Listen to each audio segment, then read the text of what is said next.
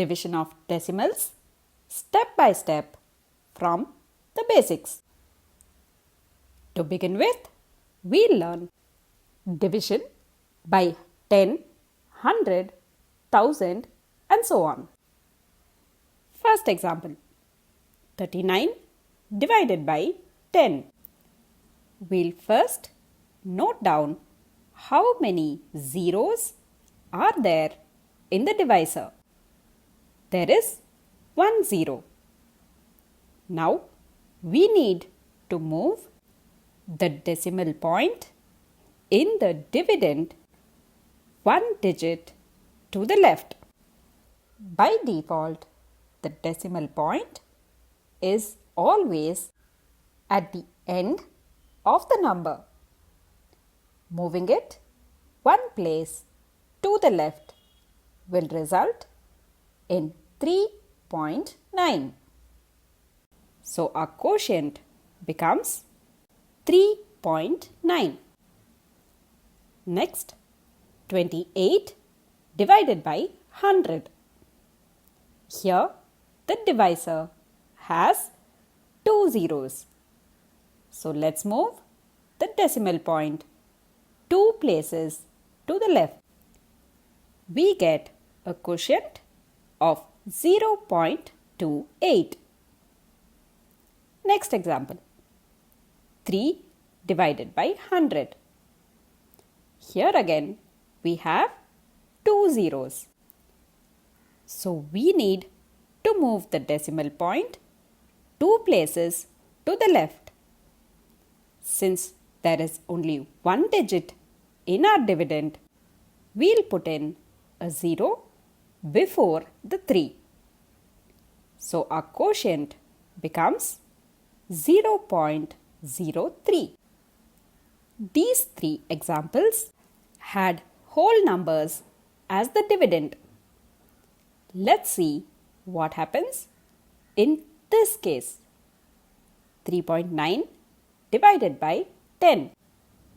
Since the divisor has 1 zero, we'll move the decimal point 1 step to the left to get the answer 0.39. 2.8 divided by 100. Here there are 2 zeros. So we'll move the decimal point 2 steps to the left. And to make that possible, there'll be a 0 written before the number. Our answer becomes 0.028. Next we have 0.3 divided by 100. Here again we need to move the decimal point 2 places to the left. What we get is 0.003. With that, we'll move to the next category. Division of 2 whole numbers that results in a decimal. First example, 27 divided by 4. As usual, we'll put the dividend 27 here, the divisor 4 here and start dividing. 4 times 6 is 24. The remainder is 3. Now note carefully. By default, we know that the decimal point is at the end of the number. So, let's put the decimal point after 27 and then insert a 0. This doesn't change the value. Since we added the decimal point in our dividend, let's put in the decimal point in our quotient as well. This is a very important step. Now, let's bring down this 0 and make this 30.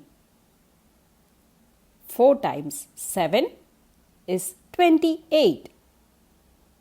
The remainder is 2. Now we can add one more 0 at the end of this 27.0.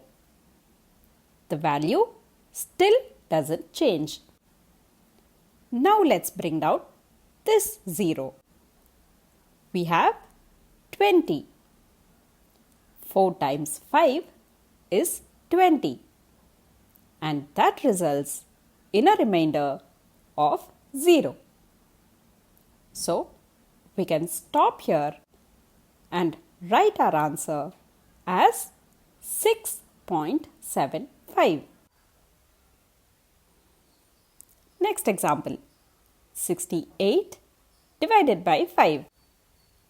Let's start dividing. 5 times 1 is 5. The remainder is 1.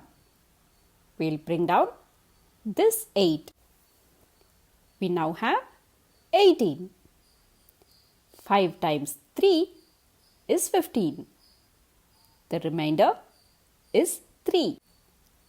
To continue the division, let's put a decimal point in our dividend and in our quotient.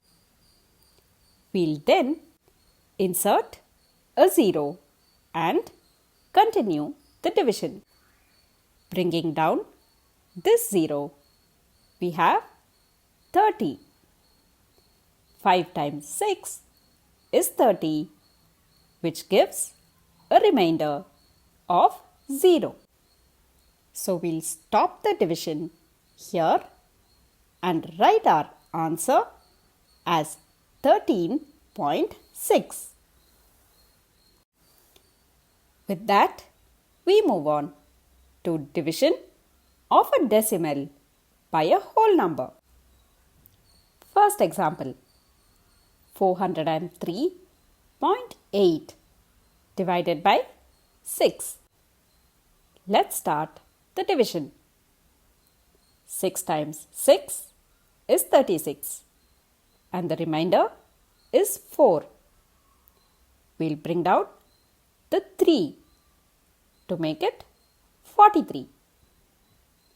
6 times 7 is 42, which gives us a remainder of 1. Now listen carefully. Before bringing down this 8, we know that we have a decimal point. At this step, let's put in the decimal point in our quotient and then continue the division. Bringing down this 8, we get 18. 6 times 3 is 18 and that results in a remainder of 0. So our answer is 67.3. Next example, 3.85 divided by 5. When we start dividing, we can see that 3 is smaller than 5 and this 3 is followed by the decimal point. That means we put in the decimal point in our quotient. After this, we will not consider the decimal point in our dividend. 5 times 7 is 35 and that results in a remainder of 3. Bringing down this 5, we again have 35. 5 times 7 is 35 and that results in a remainder of 0. The answer now is 0.77. With this understanding, let's move on to division of a whole number by a decimal. First example, 274 divided by 0.4. In this example and all the examples that follow, we have to understand that the divisor should always be a whole number. And to make that possible, we need to do another important step. Let's move the decimal point in the divisor one step to the right. Also, we need to move the decimal point the same number of steps in the dividend as well. So 274 becomes 2740 and 0.4 will become 4. Now we'll continue the division normally. 4 times 6 is 24. 27 minus 24 is 3. Bringing down this 4, we have 34. 4 times 8 is 32. And the remainder is 2. Let's bring down this 0 to make it 20. 4 times 5 is 20. And that results in a remainder of 0. So our quotient is 685. Next example, 48 divided by 0.05. Always remember to keep the divisor as a whole number. So we need to move the decimal point 2 places to the right in the divisor as well as the dividend. What we have is 4800 divided by 5. 4800 divided by 5 will result in 960. That will be the quotient when 48 is divided by 0.05. And with that, we move to the final part, division of a decimal by another decimal. First example, 113.4 divided by 0.2. Here, though we have both the terms as decimals, we are only concerned about making the divisor a whole number. To make 0.2 to a whole number, we need to move the decimal point one place to the right. And to keep the value unchanged, we have to move the decimal point of the dividend also by one place to the right. What we have is 1134 divided by 2. On division, 1134 divided by 2 gives us 567. This means the quotient of our original division, 113.4 divided by 0.2 is also 567.